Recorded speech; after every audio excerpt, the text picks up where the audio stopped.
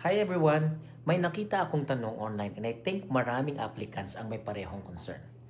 How do we get our file number? Because I asked my lawyer and he said there's no file number because he didn't receive the AOR yet.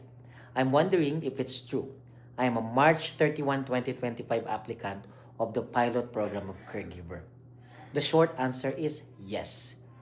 That can be true. In many immigration applications, the official file number is usually generated or provided when IRCC issues the acknowledgement of receipt, or what we call AOR.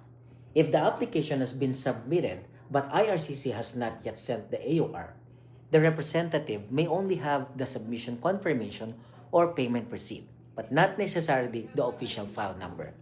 That said, applicants should be able to request proof that the application was submitted, such as a submission confirmation, courier tracking, portal confirmation, or payment receipt, depending on the type of application.